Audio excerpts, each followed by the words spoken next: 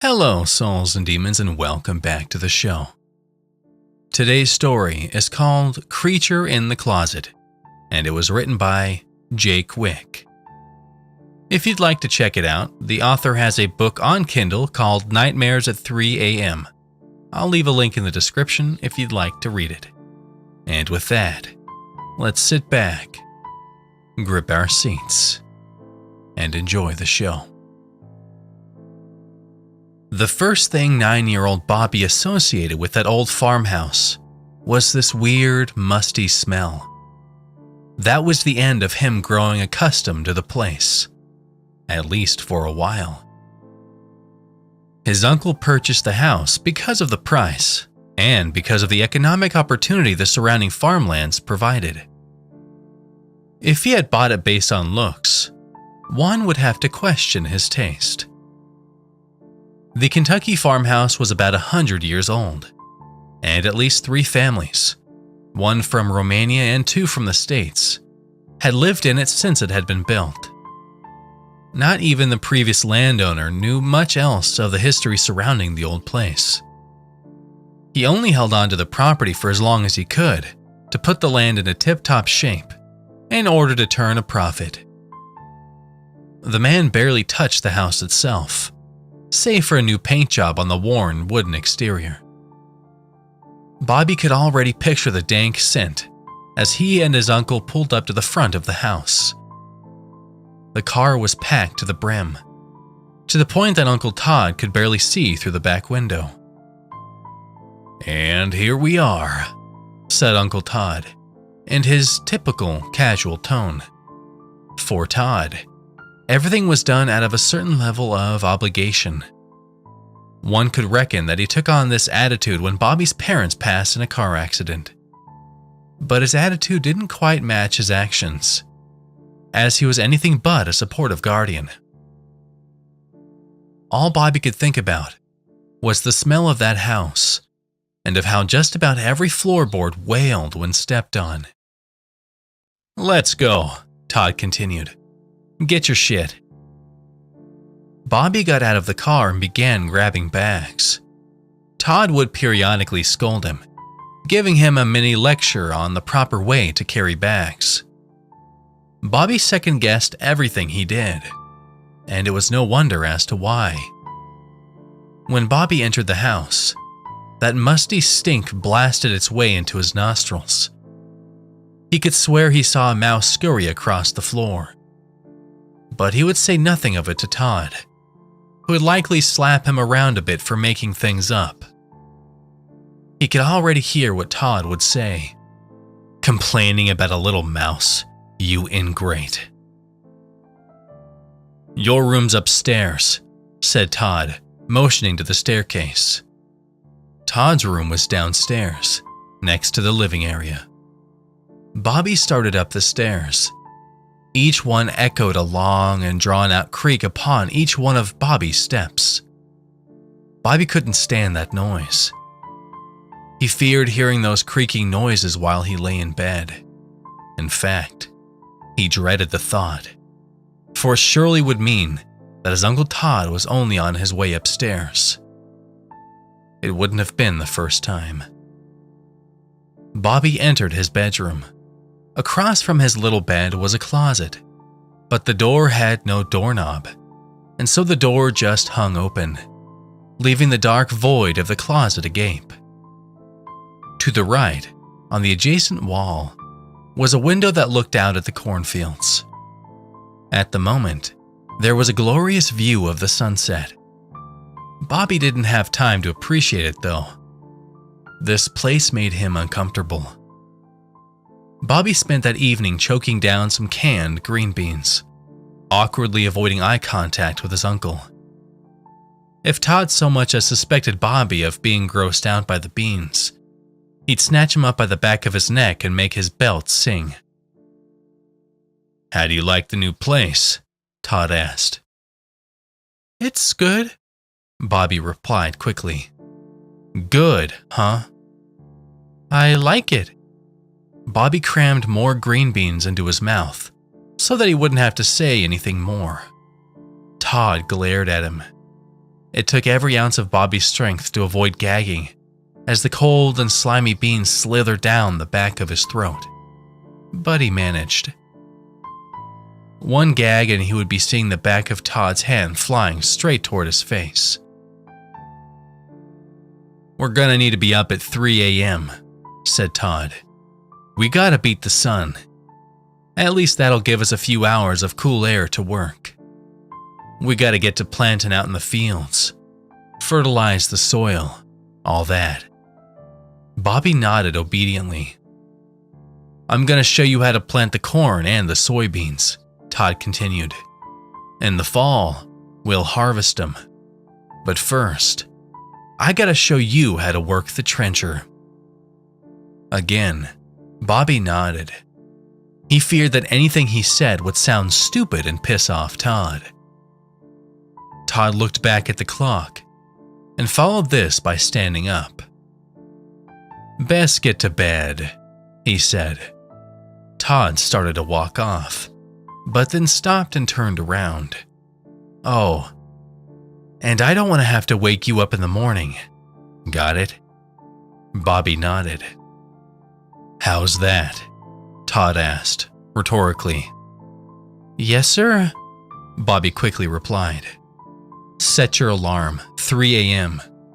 If it's 3:02 and you're not up, I'm coming in there and making my belt sing. You hear?" "Yes, sir." "And that'll be no way to work the rest of the day, with a sore rear end." "Yes, sir." Todd exited the kitchen. Bobby brought his fork to his plate, but quickly realized that he had eaten the last of his green beans. Todd's anger was a powerful motivator indeed. At around 11 p.m., Bobby awoke with a full bladder. He quickly sat up, counting his lucky stars that he hadn't wet the bed and drawn Todd's wrath. However, just as he was about to lift his feet out from under the covers, Bobby froze as he found himself gazing into the dark vacuum of space that was his closet. His vision was fuzzy from sleep, and so he could see dancing shapes within the darkness of that doorway. For the first few seconds, he could have sworn the shapes he was seeing were really there. But after a moment, even his 9-year-old mind understood they were just the product of sleepy eyeballs. But then, Bobby began to notice a very distinct shape in the doorway. It was circular in form, very pale in color, and had a slight neon tint. Bobby rubbed his eyes, but the shape still lingered there. He blinked a few times, but still it stayed. Bobby stared at the shape, and then he began to pick up on other features. The shape had 2 pitch-black dots on its surface, and that was when Bobby realized that it was a face. He couldn't quite believe what he was seeing, but it was real. He quickly hunkered back down under his covers, pulling the sheet up to the bridge of his nose. He didn't dare take his eyes off of that face. He feared that if he did, he would look back to see it right in front of him. A few minutes passed as Bobby continued to stare at the face. He hadn't pulled the covers away from his own face, and now there was a light rug burn on the tip of his nose because of it. The room was so dark that Bobby could not even see the rest of the being's body, just the face. As he continued to watch it, the face's mouth began to slowly move upward in a ghastly grin. Bobby wanted to get out of the bed and run, but there was no way he was mustering up the courage to do that. He had thought about calling for his uncle several times, but that may have brought problems of its own, either from his uncle's anger or maybe from the thing in his closet. Still, it was starting to seem like a better option than lying there and having that face stare at him all night long.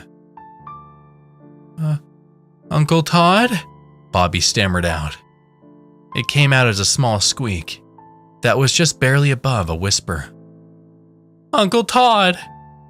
Bobby yelled this time, and then waited. The face's hideous grin grew wider, as if watching Bobby cry for help gave it some sort of sick satisfaction. Uncle Todd? Even on the third try, Bobby could still make out the faint sound of Todd's woodcutter of a snore downstairs. The rest of the night, Bobby drifted in and out of consciousness as that face stared him down. What the hell is this?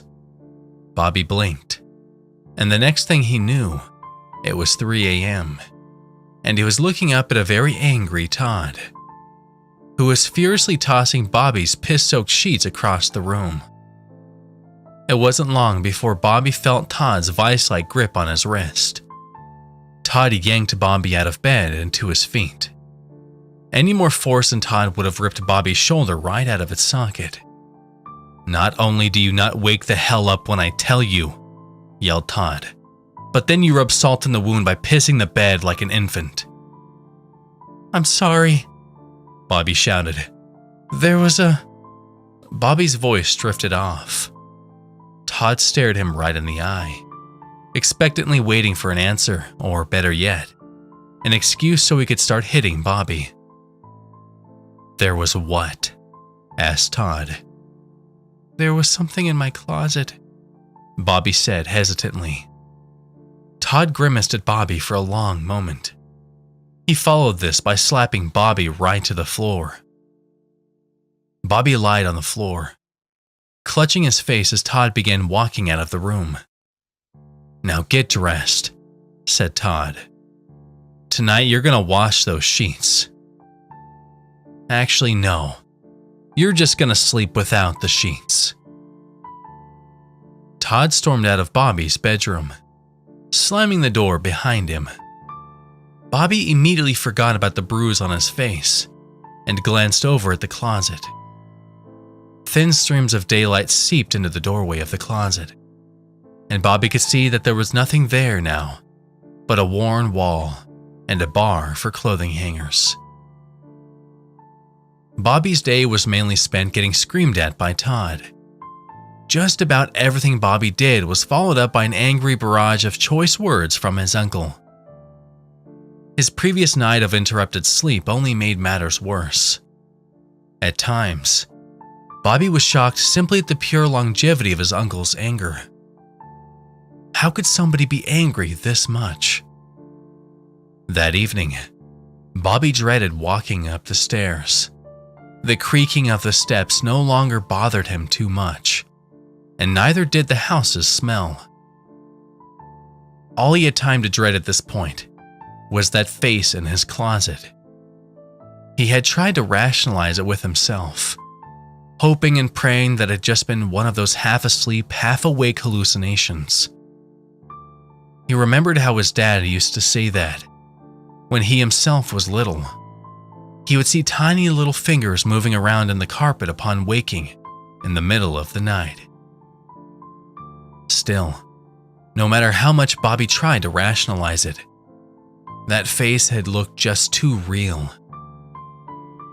Bobby made sure to drain his bladder before going to sleep.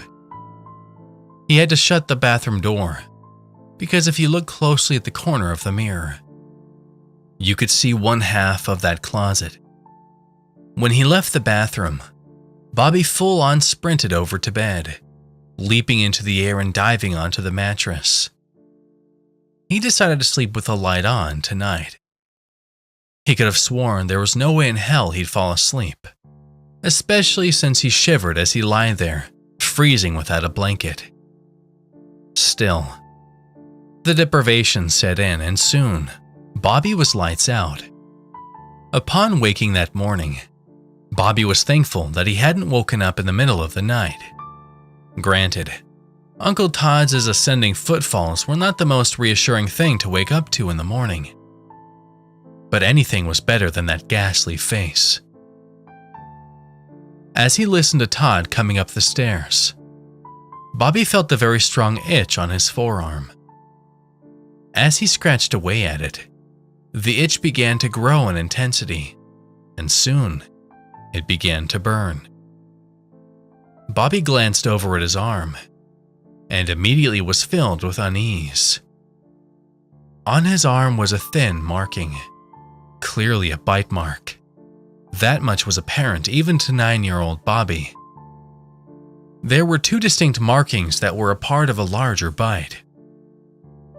The 2 marks looked like they had already begun to heal, which was strange.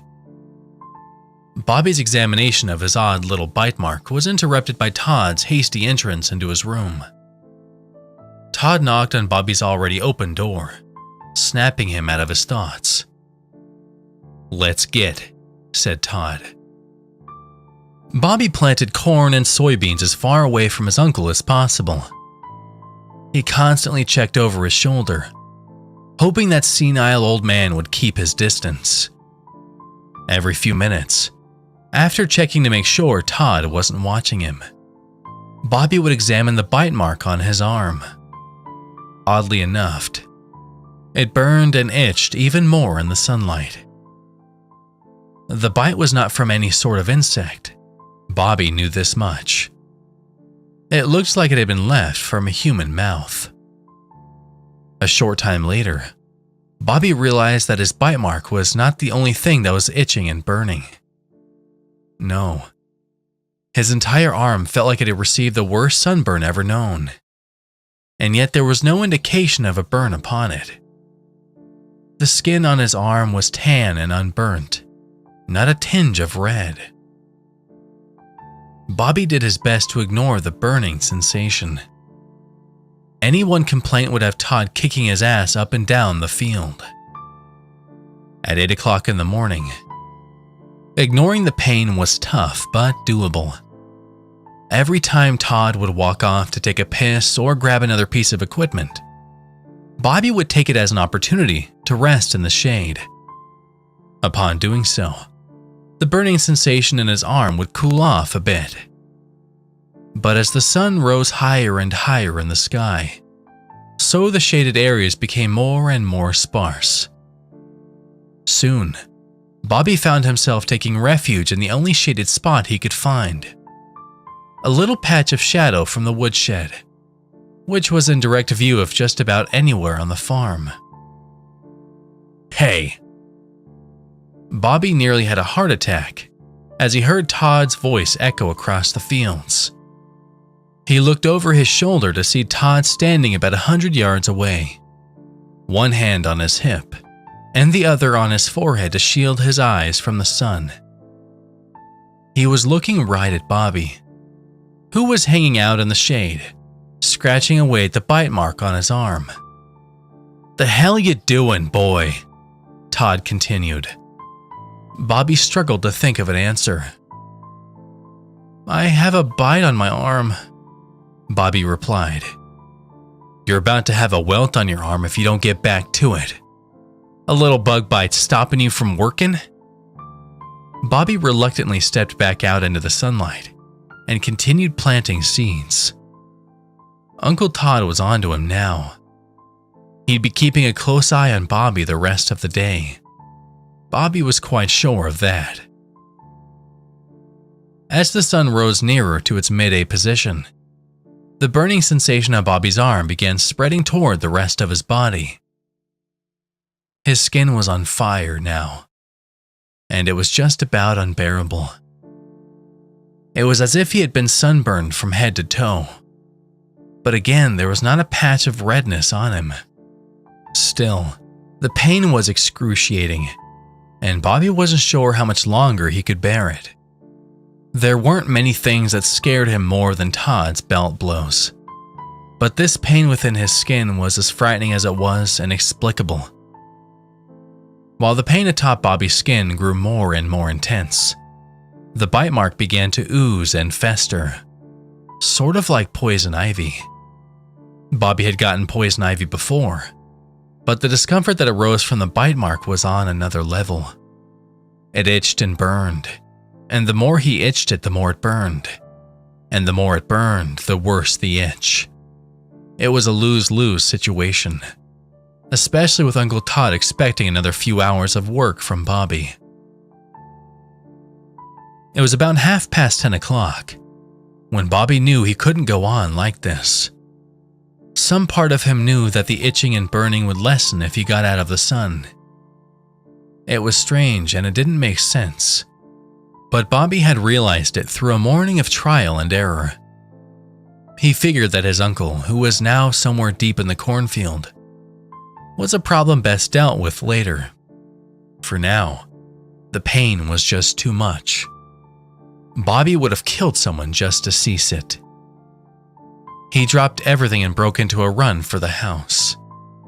Even the fabric of his shirt brushing against his skin burned like hell.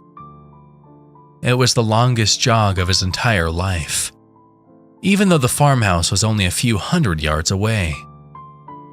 Bobby burst inside the house, taking care to close the door quietly so Todd wouldn't hear it.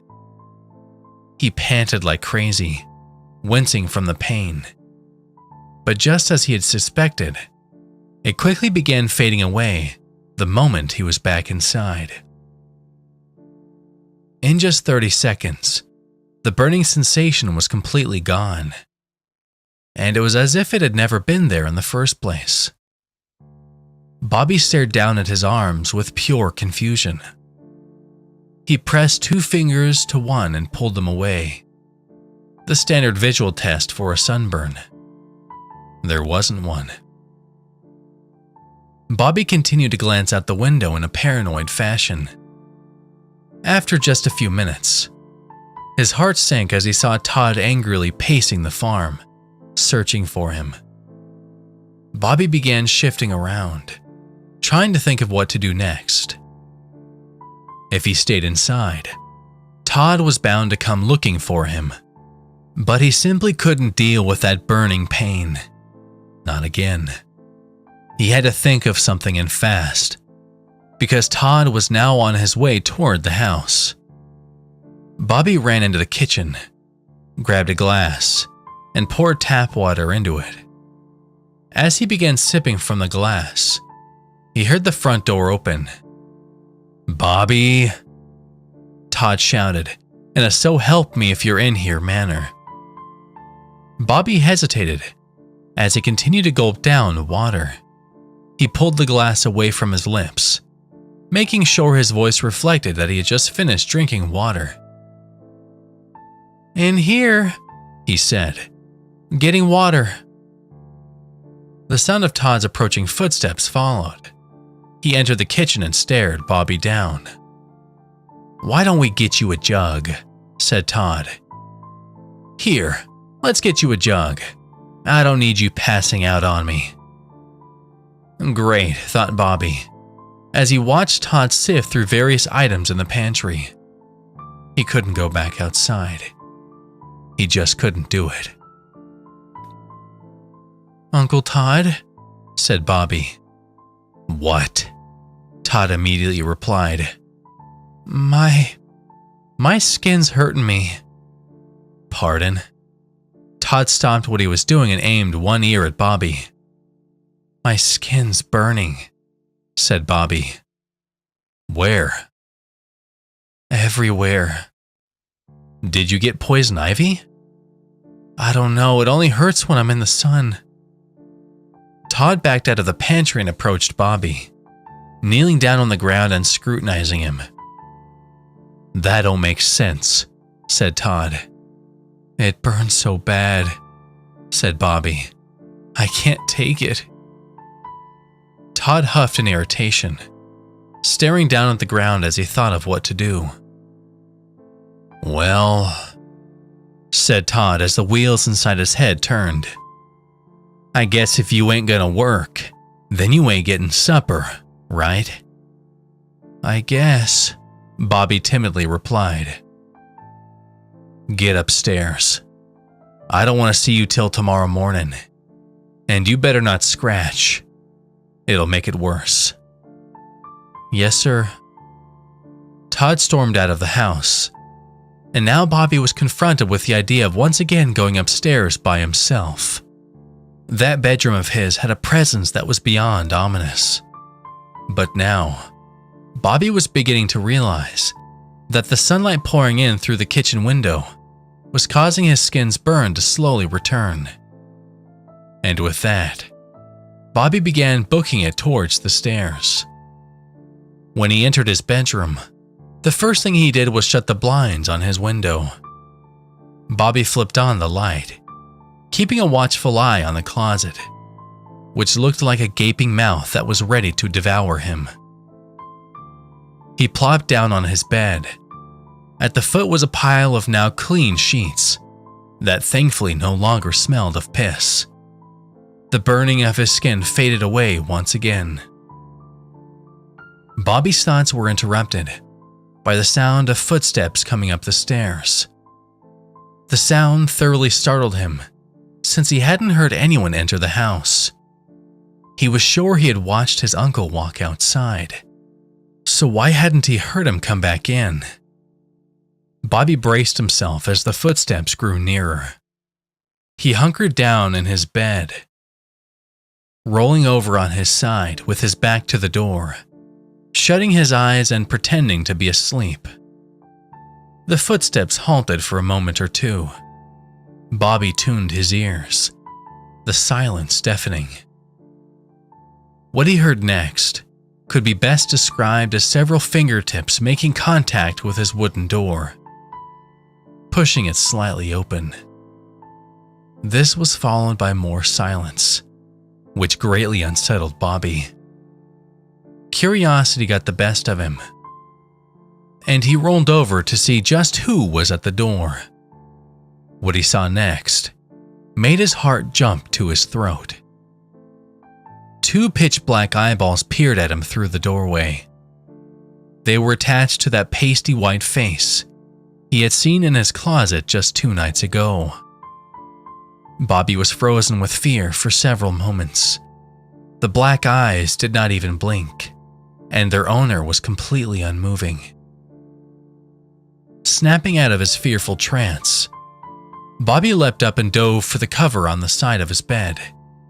He propped his back up against the side of the mattress, panting like a winded animal. His wide eyes darted all over the place as he listened for more sounds. There was silence once again. Bobby slowly worked up the nerve to peek over the mattress. When he did, there were those eyes, still in the same place, staring back at him from the bedroom doorway. Bobby squeaked with fear and hunkered back down behind the bed. A few moments passed, and Bobby heard the sound of his door creaking as that closet creature pushed it open. What followed were its footsteps. Bobby could hear it as it walked across the wooden floor, and he began to pray that it was not on its way to the side of the bed, where Bobby was hiding. Though hiding was not quite an accurate description, that thing knew he was there. His forehead beaded with perspiration as the steady rhythm of the creature's footfalls continued. He could still see its shadow stretching across the wall next to him. The shadow was humanoid in shape, albeit still ghastly in form. "Please, God," Bobby murmured under his breath. "I love you, God, with all my might. Keep me safe all through the night. I love you, God, with all my might. Keep me safe all through the night." With his eyes closed tightly, Bobby repeated this prayer over and over again, until the words exited his mouth so fast that they sounded like they were all one long, made-up word. He wasn't sure how many times he had repeated the phrase, or how many minutes had passed, but he soon opened one eye and glanced to the side to see that the shadow was no longer there. It was going to take many more minutes before he had the nerve to peek around the corner of the mattress, or to even move a muscle. Minutes passed, and Bobby slowly crawled over to the foot of the bed, cautiously peering around the corner of the mattress. The figure was not there. All that was left was that same gaping closet doorway, which Bobby was sure the creature had gone into. He felt cornered. If he went outside, he'd surely be in pain again. If he stayed inside, there was a chance he'd see the creature again. So Bobby did what any other child would have done. He crawled under the bed and hid there. Bobby opened his eyes to darkness. He could feel a stream of drool drizzling from the corner of his mouth and into a little puddle on the hardwood floor he had been sleeping on for who knew how long. It was nighttime now, and Bobby was still hunkered down under his bed. The wooden panels beneath his mattress sandwiching him between the bed and the wooden floor. He was unaware of the time, but his heart soon sank as he heard footsteps coming up the stairs. At first, he didn't know which it was, his uncle or the creature. But he soon had his answer when he heard the distinct and disgusting sound of his uncle clearing his throat. Bobby quickly crawled out from under his bed and plopped down on the mattress, rolling over and pretending to be asleep. His bedroom door creaked a bit as Todd pushed it open. "Psst," Todd whispered. "You asleep?" Bobby did not answer, and in this moment, he became terrified as he hoped to God that Todd wasn't up here for a reason other than simply checking on him. The next thing he heard was the sound of Todd slowly pacing into his room. Oh God. Bobby braced himself for the worst. He could hear Todd circling around the foot of the bed. But a slight relief set in when Bobby heard the sound of Todd fiddling with the clock on the nightstand. Through squinted eyes, Bobby confirmed that this was what Todd was doing, just checking to make sure the alarm had been set. Bobby knew he had forgotten to set it, judging by the curses Todd muttered under his breath. Soon, Bobby could hear Todd circling back around the other side of the bed. "All right, now just leave," Bobby silently prayed. "Just leave and go to sleep." The footsteps suddenly ceased, and Bobby silently panicked when he did not hear Todd walking down the stairs. He was sure of what was going on now. Todd was watching him sleep. Should I fake snore? But then Bobby feared that I might actually sound fake. He wasn't even quite sure if he snored while he slept. He knew Todd did, and that was the only comforting sound that Todd had ever made. A sound that signaled he was asleep, and therefore unable to slap Bobby around. Bobby thanked the heavens when the sound of Todd's footsteps started back up. And then he further thanked the heavens when those footsteps were echoing off the stairs and causing that loud, squeaking sound. Never had the creaking of stairs been so comforting to Bobby. When he was sure that Uncle Todd was gone, he rolled over and was just about to hop out of bed to crawl back under it, the only place he felt safe. But once he rolled over, he found himself not looking up at the ceiling, but into those all too familiar pitch-black eyes of the creature in the closet. Before he even had time to scream, Bobby's entire body went into a state of paralysis, and the only sound he could utter was a weak little wheezy noise from the back of his throat. All he could do was lie there and stare up into those beady taxidermy-type eyes. They stared angrily down at him, and his own eyes were magnetized to them. And then, as if inhaling laughing gas, Bobby fell unconscious. Bobby's 3 a.m. alarm woke him that morning. It took a few seconds, but Bobby soon had no trouble recalling what had happened the previous evening. He wasn't sure how much longer he could stay in this house. He didn't even want to reach over and shut off the alarm.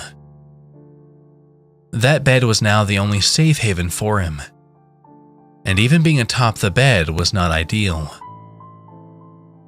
The second Bobby lifted his head, he felt the sharp pain coming from his neck, an excruciating soreness within the tendons of his jugular. He brought his fingertips to the area, but immediately winced upon touching it. He already knew what it was, and it would be hackneyed at this point for him to wonder what it might be. Bobby rushed to the bathroom and looked in the mirror. There on his neck was a massive bite mark, much like a hickey, except for several clear puncture marks that had been made by teeth. It looked mysteriously healed, just like the other one. But Bobby didn't want to know what this one would feel like upon stepping out into the sun. He could only imagine all of the horrendous ways it would burn, crack, ooze, and fester. "Come on, boy, let's get," shouted Todd from the bottom of the stairs. The sun would rise before 7 a.m., so Bobby had 3 hours more or less before he simply had to go inside. He already knew what would take place if he stayed in the sun. It was the same sort of bite as the one on his arm, and it would produce the same effect. Of that he was certain. Breakfast that morning was most unsatisfying for Bobby, specifically because he found that he did not want to eat. He was hungry but had no desire for the food on the table. He couldn't even force it down this time. It was as if every fiber of his being was rejecting the eggs and toast he had eaten all of his life. He craved something else, but he didn't know what. It drew Todd's wrath nonetheless, but Bobby simply could not eat it. Bobby kept the most watchful of eyes on the horizon while he worked. At the first solitary ray of sunlight that he saw peeking up over the skyline, Bobby was getting out of dodge. The bite hurt bad enough as it was. Sure enough, as 6:30 rolled around, 2 tiny rays of sunshine peeped up over the horizon and shot straight for the bite on Bobby's neck. Almost immediately, the bite mark began to peel and seep with pus. His skin began to feel sunburned again, and he immediately dropped everything and began walking towards the house. He didn't even check to make sure Todd wasn't looking. And evidently Todd was looking, for he soon yelled across the field at Bobby. "The hell you doing, boy?" "Going inside," Bobby said, without even turning around. "Boy." Bobby heard the sound of Todd dropping the rake he was holding. "I'm kicking your ass." As Bobby began booking it for the house, he could hear a sickly crazed chuckle emanating from Todd's mouth. "Oh man," Todd snickered. "I'll tell you what, boy. You're done." Bobby quickened his pace, running up the doorsteps and bursting into the house. The burning feeling immediately calmed down. He looked through the window and saw Todd eagerly making his way toward the doorsteps. Bobby locked the door. The mere clicking sound of the lock seemed to anger Todd, who broke into a full-fledged sprint up the doorsteps and then began banging on the door like a caged animal. "Open this goddamn door," Todd barked. Bobby shook his head, which made Todd angrier. In a split second, Todd froze and contemplated his next move.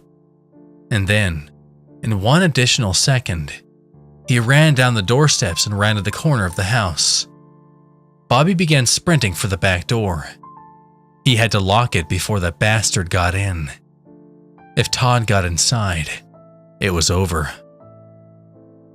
Bobby ran and ran, but the sound of the back door opening was enough to send him running back the way he came. "You're done, boy." Bobby booked it for the stairs. He thought of going out the front door, but he just couldn't face the sunlight.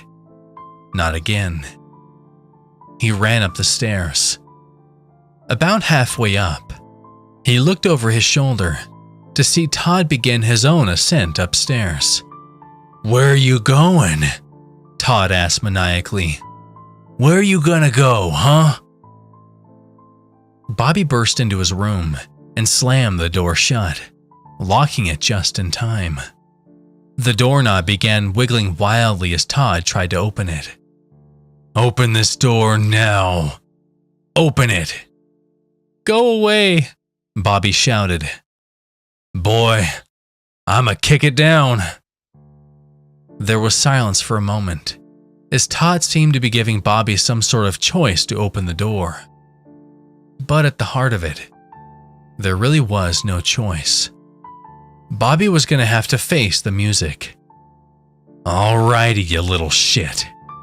And with that, Todd knocked in the flimsy wooden door with one mule-like kick. He immediately lunged towards Bobby. Bobby hopped up onto the bed and over to the other side. It was now a game of cat and mouse. Todd circled around the foot of the bed. And when he did, Bobby jumped up onto the bed and went to the other side. This repeated several times, but it couldn't last forever. Bobby knew that much. "I can do this all day," Todd exclaimed. Bobby was now on the far side of the room, and he started eyeballing the doorway. Todd was by the corner of his bed, at the foot. The second Todd took one step around that corner, Bobby was going to leap for that door. Todd did a little fake lunge, and Bobby almost leapt onto the bed, catching himself at the last minute. Todd did a few more fake lunges, and then stood very still, waiting to see what Bobby would do. Bobby stayed patient, however, and soon, Todd rounded the corner and ran for Bobby. Bobby jumped up onto the bed and bounded across the mattress, landing on the wooden floor. But Todd was fast, and he quickly reversed back to the other side of the bed, catching Bobby's shirt. "Gotcha!" Todd yanked Bobby onto the bed. Bobby let out a horrible choking noise as his shirt collar tightened around his neck. Next thing he knew, he was thrown down onto the mattress. He tried to wiggle away, but Todd was too strong. Todd firmly grasped Bobby's ankles and began tugging at his pants legs. "Best don't kick, boy," said Todd. Bobby's eyes widened as Todd began yanking hard at Bobby's pant legs. He knew what happened next. It had happened twice before. "No, stop," Bobby begged, but Todd kept at it. Suddenly, however, Bobby's fear quickly ran dry. He was now seeing red, both in the traditional sense of being angry, but also in a literal sense as well. A dark, syrupy red. And the next thing he heard, right before blacking out, was the sound of Todd screaming in pain. When Bobby came to, he found himself standing in his bedroom, completely alone. It was almost dark outside now, the sun nearly finished dipping below the horizon. Bobby didn't know what had happened or why he was here by himself, but he felt not a single trace of fear, and so he began descending the stairs. Bobby entered the kitchen, and the first thing he saw was Todd, lying on the table, with his throat torn wide open and his voice box hanging out. His skin was jet white, and not a single drop of blood was on the floor below. And as Bobby smacked his lips and moved his tongue around his mouth, he tasted the strong flavor of blood. Both the tang of the blood and the sight of Todd's corpse made Bobby grin. Feeling a presence behind him, Bobby turned around to see the creature from his closet, looming over him with its pasty white face, razor-like fangs, and black cloak. But this time, its presence didn't frighten Bobby in the least. In fact, nothing frightened him now. And as he took the creature's clawed hand and began walking with it into the darkness, he felt safe and sound. for he would never have to step out into the sunlight again.